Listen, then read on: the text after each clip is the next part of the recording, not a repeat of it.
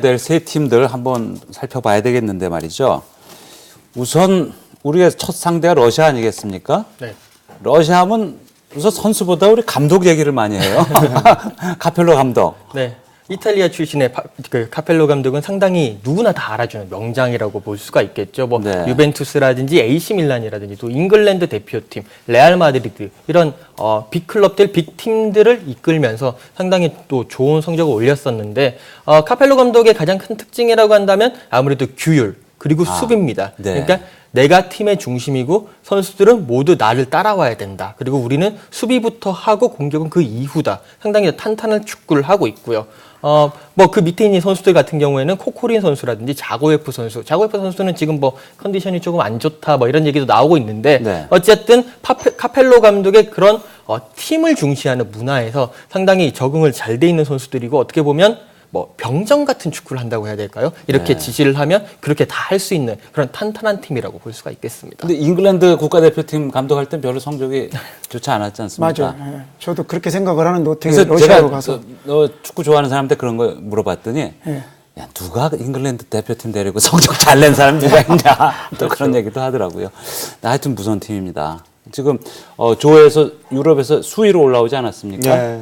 그 포르투갈과를 상대를 했었는데 그 포르투갈 크리스티아노 호날두 선수가 버틴 그런 막강한 팀 아니겠습니까? 그 팀을 2위로 이제 밀어내고 이 팀 같은 경우에는 10경기를 예선을 10경기를 했었는데 10경기에서 5실점밖에 하지 않았습니다. 네. 그러니까 한 경기에 한 골도 넣지 않았다는 그만큼 수비력이 좋은 팀입니다. 네, 대단합니다. 그다음에 벨기에를 보면 말이죠. 여기는 그냥 너무 스타들만 즐비한 것 같아요. 네, 이 FIFA 랭킹 11위. 사실 이제 벨기에는 제가 이 에당 아자르라든지 지금 부상당한 벤테케가 있지만 루카쿠도 마찬가지고 이 쿠르투아 이 세대가 이 골든 제너레이션. 그러니까 벨기에에서 정책적으로 13살, 15살 때 프랑스나 네덜란드로 전부 보냈습니다. 벨기에 자국에서 자기 팀에서 가르치는 것이 아니라 뭐 릴이라든지 아약스라든지 이런 팀 보내서 전략적으로 만들어진 팀이죠. 그러다 보니까 또래들끼리 개인 기술주도 같이 향상이 되고 또 모이면 팀으로서의 능력도 굉장히 또 시너지 효과를 발휘하는 그런 형태되다 보니까 지금 뭐 이번 월드컵에서 가장 핫한 다크호스가 이제 벨기에로 꼽히고요. 좀 보시다시피 뭐 에당 아자르 같은 경우에는 뭐 엄청난 금액, 뭐 400억, 500억에 육박하는 돈에 또 첼시로 이적도 했었고 루카쿠도 첼시에서 임대를 다니고는 있지만은 계속해서 10골 이상을 프리미어리그에서 보여주고 있고요. 또 쿠르투아는 아틀레티코 마드리드가 이 챔피언스리그 결승에 오를 때까지 이 첼시에서 임대 왔지만 엄청난 활약상하면서 이번 이 골키퍼 3대 골키퍼 중에 한 명으로 꼽히거든요.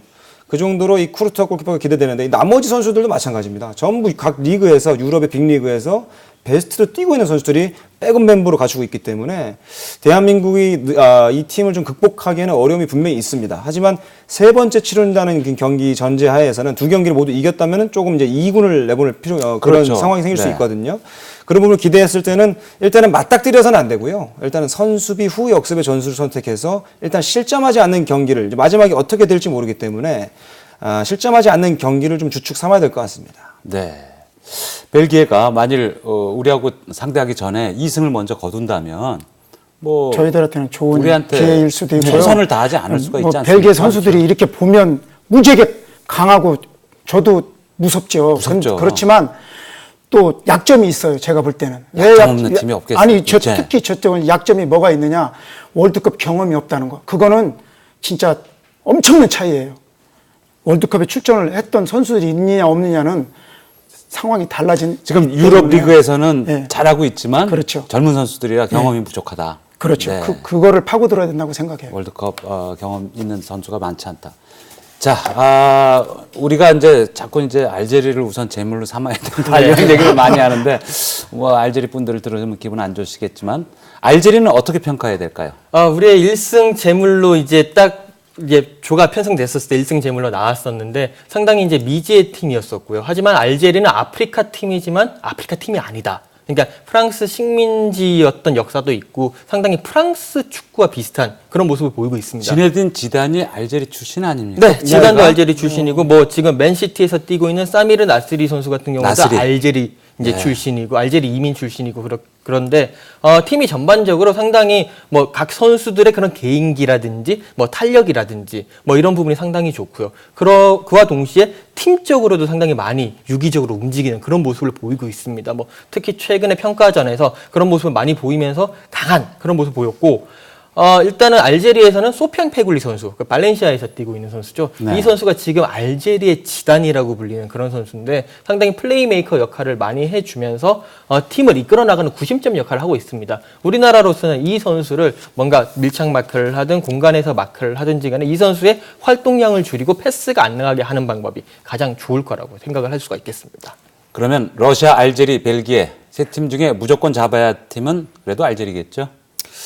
저는 개인적으로 첫 경기 잡아야 된다고 생각합니다. 첫 경기. 러시아를 잡아야 알제리가 만약에 이제 벨기에랑 붙잖아요. 그럼 벨기에한테 패할 경우는 투볼란치, 그러니까 두 명의 수비형 미드필더가 아니고 한 명의 수비형 미드필더 넣고 대한민국이 공격적으로 나갈 가능성이 큽니다. 그럴 경우에 우리가 더 빠른 공격을 할 수 있기 때문에 저는 개인적으로 러시아를 반드시 잡아야 알제리도 잡기가 편하다라는 걸 좀 말씀드리고 싶습니다. 우리가 2000년대 들어서 월드컵에서 첫 경기가 괜찮지 않았습니까? 항상? 네, 그렇습니다. 2002년 월드컵 때 폴란드에게 승리를 했었고 2006년 역시 토고에게 승리를 했습니다. 2010년 같은 경우에도 그리스에게 승리를 했기 때문에 어떻게 보면 그런 상승세가 이번에 러시아를 상대로도 좀 상승세를 이어갔으면 좋겠다라고 생각은 하고 있는데 물론 이제 첫 경기를 잡으면 16강 진출을 위한 비단길이 이렇게 열립니다.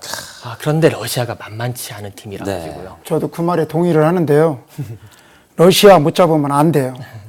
첫 경기에 반드시 이겨야 이유가 된다. 필요 없습니다. 네. 무조건 무슨 일이 있어도 첫 경기를 잡아야만 해결이 되지. 첫 경기에 어려움 겪고 지면 나머지 경기도 다 망칠 소지가 있어요. 그렇기 때문에 모든 역량을 첫 경기에 다 쏟아부어야지 다음은 생각할 필요 없어요. 일단 첫 경기를 어떻게 해서든 최소한 이기지 못할 거라면 비기기라도 하고 넘어가야만 희망이 있지 첫 경기 짐은 저는 불가능하다고 보고 있습니다.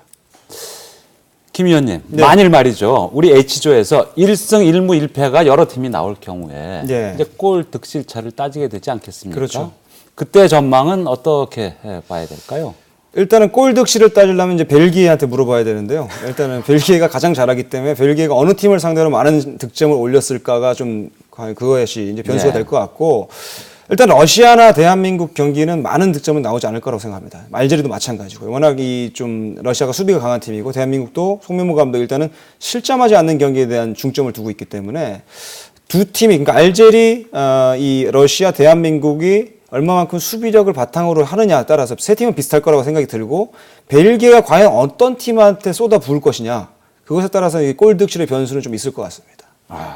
어떻게 보십니까, 이건 기자께서? 1승 1무 1패를 하게 되면 사실 우리가 2006년 독일 월드컵 때 1승 1무 1패를 했었습니다. 그리고 조 3위를 하면서 아쉽게 탈락을 했었던 적이 있었었고 아드보카트 감독이 아드보카트 감독이 이끌었던 그런 경기였었는데 뭐 말씀하신 대로 벨기에가 어느 팀을 맹폭을 할 것이냐 거기에 따라서 그 골 득실차는 분명히 차이가 날 수가 있을 겁니다. 근데 우리 입장에서 상당히 다행인 것은 우리가 벨기에를 맨 마지막에 만난다라는 거죠. 벨기에 입장에서 두 경기를 이겨가지고 2승을 해놓은 상태에서 우리를 만나게 되면 우리 경기보다도 아무래도 16강, 특히 16강은 우리가 G조와 만나게 되는데 독일 아니면 포르투갈이 유력하거든요. 이 16강전을 준비하기 위해서 무리도 하지 않을 것이고 부상도 생각을 해야 될 것이고 체력적인 문제도 생각을 해야 될 겁니다. 그렇기 때문에 이 벨기에와 우리가 마지막에 만난다는 것이 어떻게 보면 골 득실차를 따지는 데 있어가지고는 상당히 유리하지 않겠느냐. 좋은 측면이 있는 것 네, 같아요. 하지만 뭐 그전에 우리가 2승을 하게 된다면 우리가 편하게 갈 수가 있겠죠. 그렇죠. 예, 그러니까 2승으로 끝내는 게 좋고요. 경우의 수. 제가 94년 미국 월드컵 때서부터 계속 보면 보통 시작하기 20분 안에 다 먹을 걸 다 먹고 그때서 힘을 발휘해요. 이미 늦었어요. 그러니까 가나전도 뭐 초반 실점을 어떻게 안 하느냐. 그게 관건인 것 같아요. 초반에 실점을 안 하고 버티면 가면 갈수록 나아지거든요. 근데 초반에 어이없이 꼬링을 먹으면 걷잡없이 무너지는 그런 성향이 있는 것 같더라고요. 이렇게 보면요. 그렇기 때문에 초반에 먹지 않아야 되고 또 아까 얘기한 대로 벨기에가 마지막에 우리랑 붙는 그것도 행운인 것 같습니다. 그렇죠. 6월 18일, 6월 23일, 6월 27일 세 판의 경기 정말 잘해야 될 텐데 박 단장님, 아까 뭐 몇 차례 김동현 해설위원이 설명을 해주셨는데 아무래도 홍명보 감독이 수비수 출신이라서 그런지는 몰라도 골을 안 먹는, 그러니까 수비에 1차적으로 치중하는 지금 포맷으로 지금 가고 있는 것 같이 보여요.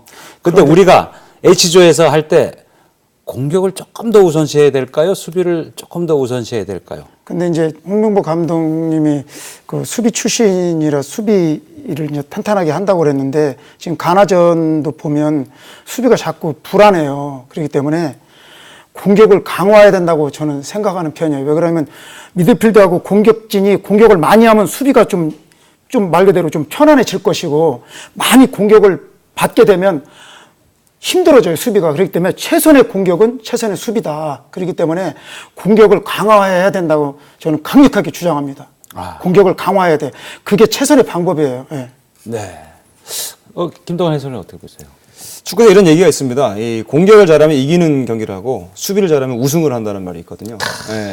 그렇기 때문에 특히 월드컵에서는 7경기 승리하면 우승이거든요. 그만큼 단판 승부에 강한 팀이 어떻게 보면 월드컵의 우승을 컵을 쥐게 되는데 일단은 수비가 강해야 됩니다. 그래서 이탈리아나 이런 팀들이 항상 나오더라도 전력적으로 좋지 않아도 이 팀은 강팀이라고 여기는 이유가 수비적으로 일단 실점을 하지 않으면 최소 승점 1점은 따거든요. 그렇기 때문에 일단은 뭐 한 방의 기회 찬스가 항상 경기마다는 찬스가 몇 차례 오기 때문에 그때 득점을 올리면 이기는 경기가 되는데 수비 쪽에 안정감을 가져야 되는데 아까 뭐 단장님 말씀대로 지금 수비력이 너무 불안하기 때문에 지금 뭐 차범근 해설위원도 가시기 전에 그 얘기를 했거든요. 우리나라 수비가 불안하다. 네. 이 수비가 지금 불안하기 때문에 한 골 먹고 2골 넣는 축구를 지금 바꿀 수는 없어요. 이제 그 상태에서 지금 바꿀 수는 없겠죠. 시간이 너무 짧기 때문에 이제 홍종호 선수의 컨디션도 올라오고 김영권 선수도 오고 그다음에 지금 봤던 쭉 꾸준히 뛰어왔던 어떻게 보면 오른쪽 풀백의 이용 선수라던가 왼쪽에는 이제 새롭게 들어가면 박주 선수의 몸 상태를 봐야 되겠지만은 윤석영 선수와 함께 경쟁을 시켜서